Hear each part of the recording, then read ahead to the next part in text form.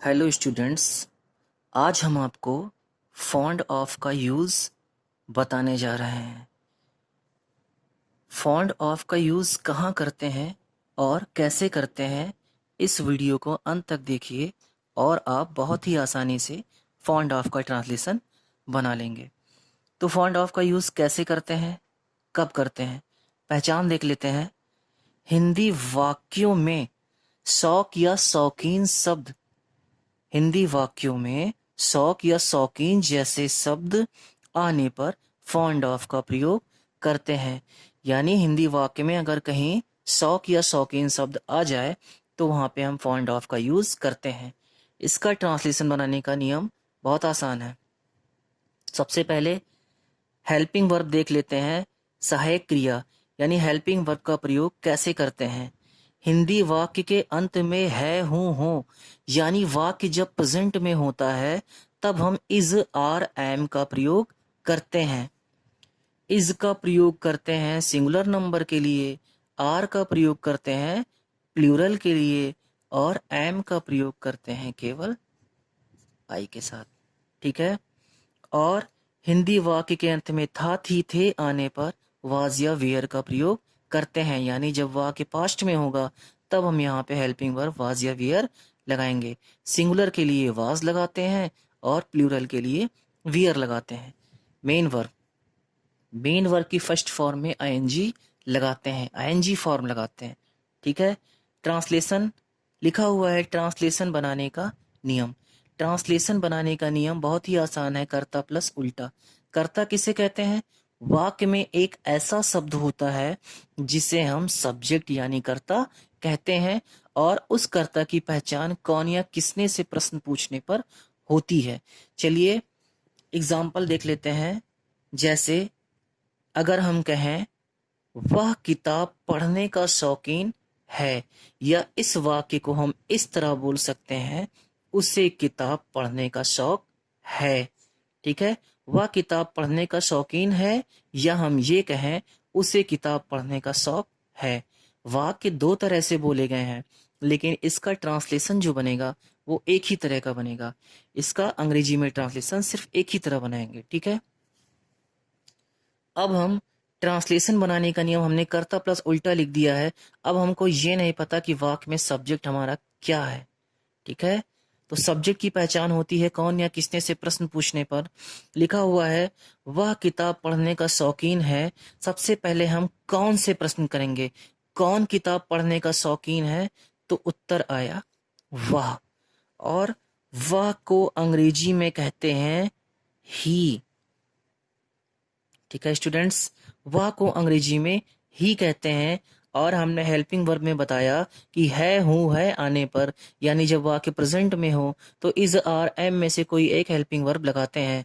तो ही आया है, ही सिंगुलर नंबर है, एक वचन करता है, इसलिए यहाँ पे है की अंग्रेजी क्या लिखेंगे?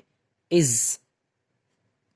हमने बताया ट्रांसलेशन बनाने का नियम, पहले सब्जेक्ट लिख लो, उसके बाद पहले सब्जेक्ट यानी कर्ता लिख लो, फिर उसके बाद उल्टा यानी पीछे से एक एक शब्द का, पीछे से एक एक शब्द का ट्रांसलेशन हम बनाते चलेंगे। यानी सब्जेक्ट लिखने के बाद में है की अंग्रेजी इज हो गई, रिवर्स गियर लगा के चलना है।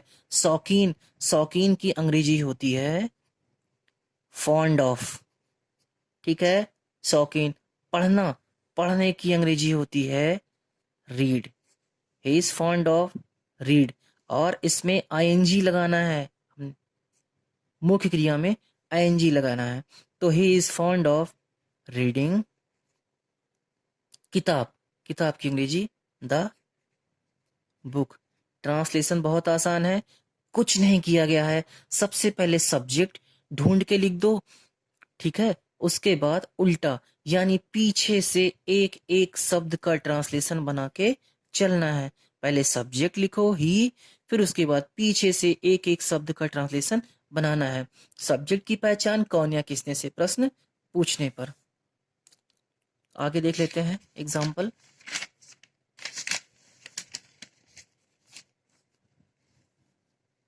ठीक है।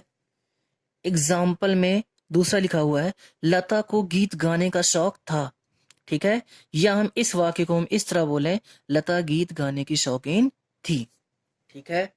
सबसे पहले अब ट्रांसलेशन बनाने का नियम यहाँ पे हम लिख लेते हैं।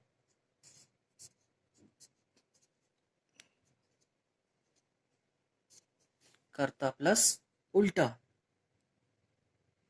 सब्जेक्ट लिखेंगे, पीछे से एक एक शब्द का ट्रांसलेशन बनाएंगे। लता को गीत गाने का शौक था। कौन या किसे से, कौन से प्रश्न करेंगे तो उत्तर नहीं आएगा। किसे से प्रश्न करेंगे, किसे गीत गाने का शौक था, तो उत्तर आया लता।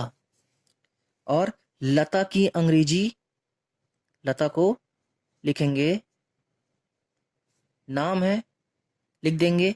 और किसी का भी नाम हो, हमेशा वो सिंगुलर नंबर में ही रहता है।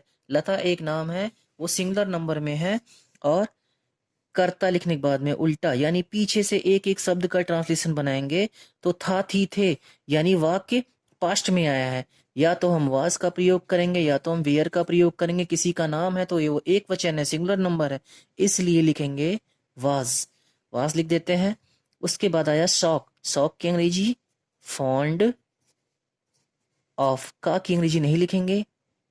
गाना, गाने की अंग्रेजी सिंग होती है, आईएनजी लगाना है, सिंगिंग हो जाएगा, सिंगिंग। गीत, गीत का हो जाएगा the song. Lata was fond of singing the song. बहुत आसान है ट्रांसलेशन। तीसरा देख लेते हैं। मुझे क्रिकेट खेलने का शौक है। फॉन्ड ऑफ का प्रयोग जहां पे शौक या शौकीन शब्द आने पर फॉन्ड ऑफ का प्रयोग करते हैं।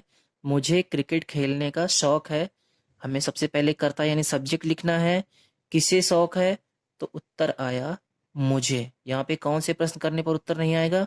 किसे शौक है, किसे क्रिकेट खेलने का शौक है, तो उत्तर आया मुझे। तो ये सब्जेक्ट हो गया, लिखेंगे आई।